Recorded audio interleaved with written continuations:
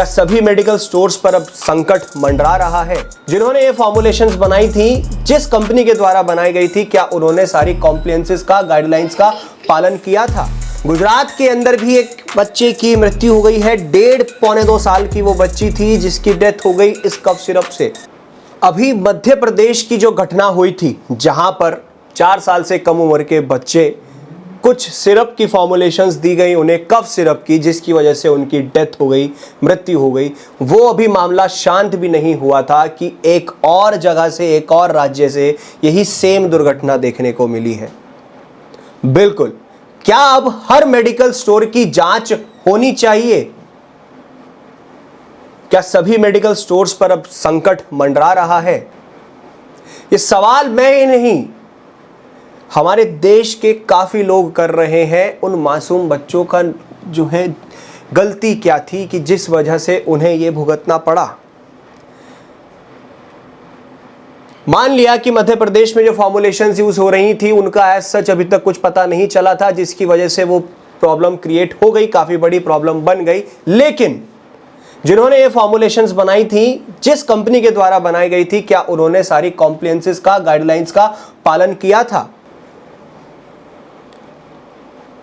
और जब यही सेम चीज वहां पर देखने को मिली मध्य प्रदेश में, तो फिर ये दूसरे राज्य में ऐसा क्यों हुआ? क्या उनकी गाइडलाइंस नहीं देखी थी? क्या वहां पर जो प्रिकॉशंस लेने को कहा वो फॉलो नहीं किया गया था? हेलो एवरीवन, स्वागत है आप सभी का फार्मेसी इंडिया पर। आज जिसके बारे में मैं बात करने वाला हूं कि जो हमारी कफ सिरप की फॉर्मुलेशंस थी, जिनकी वजह से मध्य प्रदेश में परेशानी हुई थी, काफी बच्चों की डेथ हो गई थी, वही सेम चीज अब हमें गुजरात में भी देखने को मिली है। गुजरात के अंदर भी एक बच्चे की मृत्यु हो गई है। 1.5-2 साल की वो बच्ची थी जिसकी डेथ हो गई इस कफ सिरप से। मध्य प्रदेश में देखने को मिला कि जो फिनाइलेफ्रीन और साथ ही साथ क्लोरफेनिरामीन था, इसका जो कॉम्बिनेशन था, इसकी वजह से ही दिक्कत हुई थी, जिसकी वजह से 4 साल की कम उम्र के बच्चों में अगर इन फॉर्मुलेशंस को यूज करेंगे तो ये काफी खतरनाक साबित हो सकता है। और यही सेम चीज गुजरात में देखने को मिली, जहां पर क्लोरफेनिरामीन मैलिएट के साथ फिनाइलेफ्रीन था, तो इसका जो कॉम्बिनेशन रहा, इसकी वजह से गुजरात में भी डेथ हो गई। अब इसके बारे में जब पूरा विस्तार में देखा गया तो वहां पर जो वो बच्ची थी, ठीक है, उसके पिताजी के द्वारा ये कंप्लेंट करी गई, तो उसका इलाज चल रहा था। कोई डॉक्टर प्रवीण सोनी थे, उनकी वजह से, ठीक है जी, वो इलाज चल रहा था। अब सवाल ये खड़ा हो जाता है कि जब इतनी सारी प्रॉब्लम्स अभी क्रिएट हो रही थी, वो अभी शांत भी नहीं हुआ है, तो सेम ही चीज क्यों दोहराई गई? क्यों वापस से वही चीज हुई? और जब जानकारी और ज्यादा ली, वहां के ड्रग कंट्रोलर ने जांच पड़ताल कराई, डेप्यूटी ड्रग कंट्रोलर थे, ड्रग इंस्पेक्टर थे, इन सब के द्वारा तो ये पता चला कि जो मेडिकल स्टोर से कॉल्ड्रिफ नाम की वो दवाई ली गई थी, जिसके अंदर क्लोरफेनिरामीन मैलिएट और फिनाइलेफ्रीन था, वो जो सप्लाई हुई थी, 300 बोतलें सप्लाई हुई उस मेडिकल स्टोर से। और वो स्टोर उन डॉक्टर साहब की पत्नी के नाम था, मतलब उस स्टोर का जो लाइसेंस था उन पत्नी के नाम था, और जिसको उनका भतीजा चला रहा था। फिर ड्रग कंट्रोलर या ड्रग इंस्पेक्टर ने जब इसकी पड़ताल करी, तो भैया वो भी क्या करेंगे, लाइसेंस तो रद्द होगा ही होगा।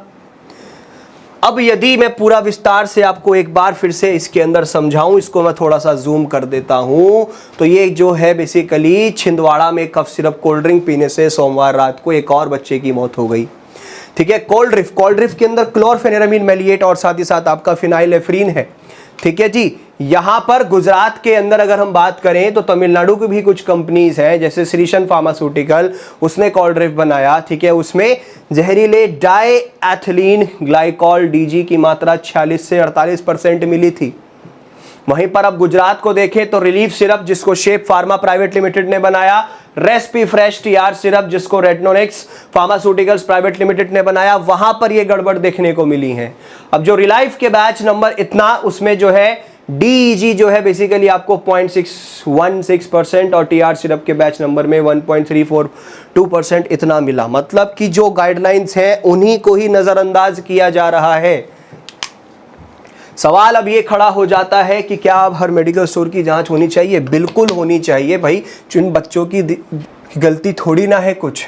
ये तो अभी बेचारे जीवन में बस अब आगे बढ़ने ही वाले थे, कोई कुछ बनता, कोई कुछ बनता, अपने नए नए मुकाम हासिल करते। अब उन्हीं से ही जो है ये सब चीज़ें छीन ली गई। सिर्फ चंद गलतियों की वजह से। अब वो चाहे डॉक्टर साहब की गलती रही है या जिन कंपनी ने इस सिरप को बनाया उनकी गलती रही है, ठीक है।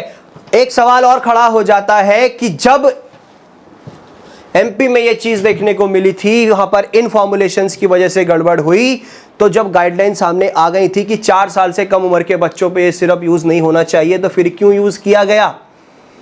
इसमें गलती एक और आ जाती है कि भैया यहां पर एक प्रिकॉशन भी मेंशन करना पड़ेगा इन पर्टिकुलर फॉर्मुलेशंस पे कि 4 साल से कम उम्र के बच्चों पर इनको इस्तेमाल ना करें, क्योंकि ये जो है गड़बड़ हो सकती है, ये आगे जाके परेशानियों का सामना करना पड़ सकता है, ठीक है। ये गाइडलाइन हमें मेंशन करनी पड़ेगी, ऐसी चेतावनी देनी पड़ेगी। जिस कोल्ड ड्रिंक सिरप से बच्चे की मौत हुई उसमें भी यही कॉम्बिनेशन था, लेकिन चेतावनी वहां पर नहीं लिखी हुई थी।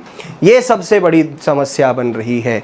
और दूसरा, एक और जांच ये भी होनी चाहिए कि जो ये डेथ हुई है बच्चों की, चाहे मध्य प्रदेश में या इस बच्चे की गुजरात में, किनकी वजह से हुई है उनके ऊपर जांच बैठनी चाहिए। ये दिक्कतें हो क्यों रही हैं? ये दिक्कतें इसीलिए हो रही हैं क्योंकि फार्मेसी के जो स्टोर्स है हमारे, जिनको हम सरल भाषा में मेडिकल स्टोर्स कहते हैं, यहां पर चल रहा है बिजनेस, धंधा।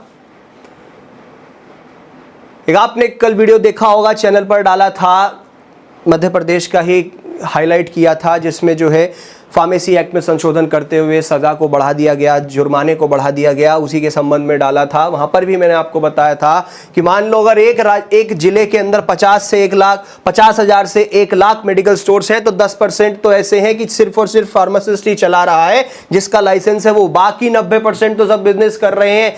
यही समस्याएं बनती हैं भाई। जब proper well educated skilled person वहां पर बैठा होगा, जिसने डी फार्मा अच्छे से किया या बी फार्मा किया, वो वहां मेडिकल स्टोर पे होगा, वही तो बता पाएगा ना, वही तो पेशेंट की काउंसलिंग कर पाएगा। जिन्होंने फार्मेसी का पी नहीं पढ़ा है, ऐसे व्यक्ति वहां पर दवाइयां बेच रहे हैं, तो समस्या तो खड़ी होगी ही। इन सब चीजों को ध्यान में रखते हुए सरकार से देखो एक यही दरख्वास्त है कि भाई हर मेडिकल स्टोर की जांच करवाइए। और जो ये मध्य प्रदेश फार्मेसी काउंसिल ने स्टेप लिया है कि भाई संशोधन किया पीसीआई का, जो 2023 में फार्मेसी एक्ट में संशोधन किया गया, उसी को ध्यान में रखते कि 2 लाख का जुर्माना है और 3 महीने की जेल या फिर दोनों, ये जो है इसमें चाहे जुर्माना और बढ़ा दिया जाए, कोई दिक्कत नहीं है, लेकिन पूरे इंडिया की हर एक स्टेट, हर एक यूनियन टेरिटरी में ये फॉलो होना चाहिए, तभी जाकर के ये छवि सुधर सकती है। तभी जो ये प्रॉब्लम्स क्रिएट हो जाती हैं अनस्किल्ड पर्संस की वजह से, आप कह सकते हो कि भाई जिन्हें नॉलेज ही नहीं है फार्मेसी की, उनकी वजह से, क्योंकि वो कर रहे हैं सिर्फ बिजनेस, तो ये रोका जा सकेगा, ऐसी दिक्कतों से बचा जा सकेगा। ये जो मासूम जाने गई हैं, इन पर भी काफ़ी अंकुश लगेगा। जब स्किल्ड पर्सन्स वहाँ बैठे होंगे, वो सारी चीज़ें देखेंगे। अब एक बात बताइए कि डॉक्टर का काम तो डायग्नोस करना है, बीमारी का पता लगाना है, फार्मासिस्ट का काम है दवाइयाँ देना। बहुत सी बार ऐसा भी हो जाता है कि जल्दबाजी में पता नहीं चला, डोज ठीक से कैलकुलेट नहीं कर पाए, तो वहाँ पर जो है डोज मिस कैलकुलेट हो जाती है, या कभी हाई लिख जाती है तो कभी लो लिख जाती है एक प्रिस्क्रिप्शन पे, प्रेस्क्राइबर के द्वारा यानी डॉक्टर के द्वारा। तो उसको कौन पकड़ता है? फार्मासिस्ट ही तो पकड़ता है। अब जब वहाँ स्किल्ड पर्सन ही नहीं है, तो वो क्या ही जाकर के डॉक्टर को बोलेंगे कि जी डॉक्टर साहब इस दवाई को चेंज करना पड़ेगा, या इसकी डोज हमें अकॉर्डिंग टू दी जो बच्चा है या जो बड़ा बुजुर्ग है उसके अनुसार हमें देनी पड़ेगी, पेशेंट को ध्यान में रखते हुए। रूट ऑफ एडमिनिस्ट्रेशन कई बार गड़बड़ हो जाते हैं कि सामने वाला ओरल रूट से नहीं ले पाता तो उसे पेरेंटल रूट देना पड़ेगा, पेरेंटल से नहीं ले पाएगा तो कुछ और देखना पड़ेगा। ये सारी चीजें भी तो मैटर करती हैं। लेकिन अनस्किल्ड पर्सन्स बैठे हैं maximum number of medical stores पे, तो वो कैसे बताएंगे डॉक्टर को कि भाई आपने ये दवाई गलत लिख दी है या डोज गलत लिख दी है। इसीलिए मेडिकल स्टोर्स की जांच अनिवार्य है। आज ये मध्य प्रदेश में हुआ, फिर गुजरात में हुआ, ये न जाने और कहां पर हो रहा होगा जो अभी रिपोर्ट में भी नहीं आए हैं। ऐसी घटनाएं ये तो वो हैं जो प्रमुख, जो हाईलाइट में आ गई। बहुत सी तो ऐसी भी हैं जो हाईलाइट में नहीं आती, उनका पता भी नहीं चल पाता है। तो इसीलिए गवर्नमेंट स्पेशली पीसीआई को ये ध्यान रखना चाहिए, हर स्टेट में गाइडलाइंस निकाल दें, यूनियन टेरिटरीज में, कि भाई ऐसी जो फॉर्मुलेशंस हैं उनमें 4 साल से कम उम्र के बच्चों पे इस्तेमाल ना ही हो, काफ़ी खतरनाक साबित हो सकता है। ठीक है जी। और साथ ही साथ हर मेडिकल स्टोर पे सिर्फ और सिर्फ रजिस्टर्ड फार्मासिस्ट ही बैठे, जिसका लाइसेंस वहाँ पर है वो ही वहाँ बैठे, तो संभव है कि इन सब चीज़ों पर हम सुधार कर सकते हैं। आगे जाकर के छवि फार्मेसी की भी सुधर सकती है और ऐसी जो घटनाएं होती हैं उन पर अंकुश लगाया जा सकता है। आई होप जो ये मुद्दा आपके सामने रखा ये आप सब ने समझा होगा, जाना होगा और मेरे विचारों से भी आप जो है सहमत होंगे। ठीक है जी, इसी प्रकार की और लेटेस्ट अपडेट्स के लिए आप फॉलो करते रहिएगा फार्मेसी इंडिया को। चैनल पर नए हो सब्सक्राइब कर लेना और ऐसी ही वीडियोस, ऐसी ही अपडेट्स आपको व्हाट्सएप, टेलीग्राम चैनल्स पर भी मिलती रहेंगी, उनको भी फॉलो कर सकते हैं। लिंक नीचे डिस्क्रिप्शन में दिए गए हैं। मिलेंगे नेक्स्ट अपडेट के साथ, तब तक के लिए जय हिंद।